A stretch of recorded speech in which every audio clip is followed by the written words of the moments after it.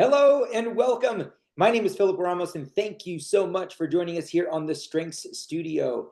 Throughout this series, what we want to do, the Spotlight series, is we're breaking down different themes to identify how amazing they are, some of the characteristics, some of the attributes, but also identifying maybe some of the pitfalls and some of the things that we can also be aware of. So, really a deep dive into them.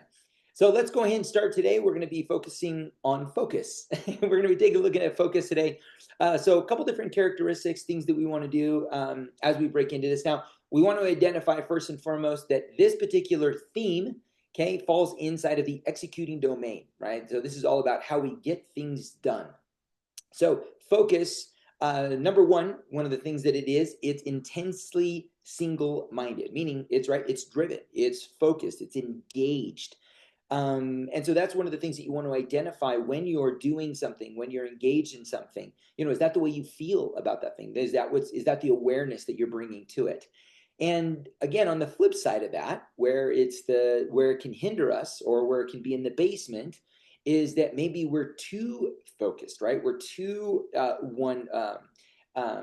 single-minded, right? Where we can't see anything in our peripheral. So you want to be very careful because it is with any theme, right? It has the way it helps us, the way it hinders, and that can be a fine line. So just kind of be aware of that. Next, I preserve until I reach my goal, right? Meaning I'm committed, I'm engaged, I'm all in until I reach my goal because I'm so focused on it. I'm so driven. I am single-minded. And one of the key operative words there, I think, is goal, right? And we'll talk about this a little bit, the importance of having that end in mind, but making sure that that goal is there so that we know what we're driving towards. So if you are finding struggle within your focus, a good question would be, do I know where I'm going? Do I have a goal that I'm persevering to, that I'm committed to? So if you feel unanchored or you don't feel solid with your focus, put a goal on there, right? Something to anchor to, something that you're actually driving towards. Now, again, on the flip side of that, could we overdo this, right? Could we be too focused on that and lose sight of, again, our peripheral, right? What's going on the side of us here that we might need to adjust just a bit. So just keep that in mind. I bring clarity through direction and concentration, right? And I love that word, clarity.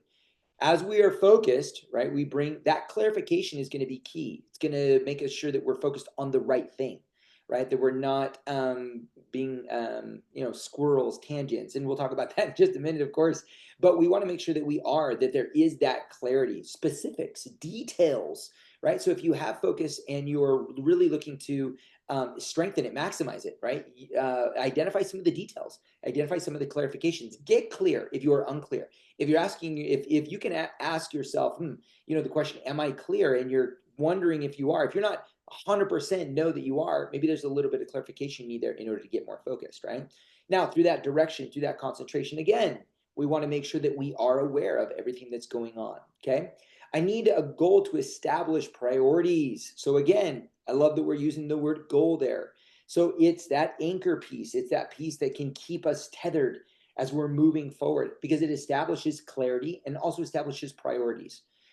People with high focus, we need to make sure, since we're engaging so much of our energy, our time into that very thing, we need to make sure what is the most important thing to focus on, right? Which in this case is going to be the priorities. Okay. So make sure you identify with those things. Okay.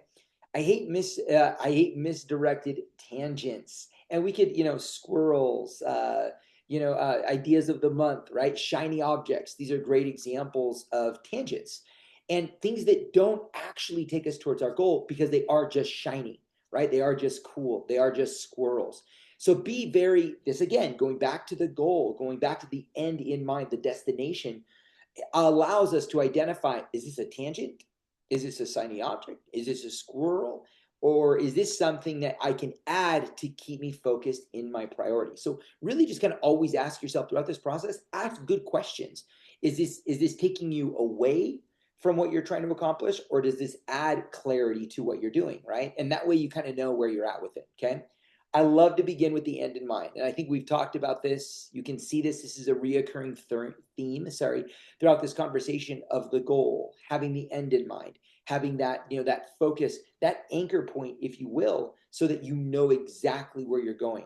So as you go through your focus, or you're looking to maximize this strength, you're really trying to utilize this strength, go through some of these on your own and look at where you're What are some of the things you need to put in place, right? Are you lacking the goal? Are you lacking the priorities? Are you lacking the clarity? That way you can really concentrate and utilize your focus to enhance what you're doing, to enhance, where you're headed. But then also, like anything, right? I don't care what theme it is, how great it is, how good you're at, how good you are at it. We overdo everything, right? And we want to be careful at where we're overdoing it, because through getting using so much focus, so much drive, are we missing the details?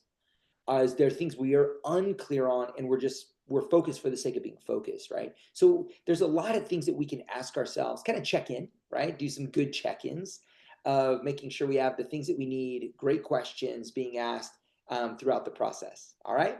Thank you so much for joining me today. Hopefully you've learned something. Take some great things from this and implement today in your life, and not just identify where your focus is at, but maybe you need to support someone in your life that has focus. That's one of my favorite things of identifying not just the themes that we have, but perhaps this is not a theme that I have, but I definitely have people in my life that do have high focus. And how can I support them in utilizing this? How can I support them in utilizing more focus in their business, their career, their relationships, and the things that they want to be focused on, their hobbies, right?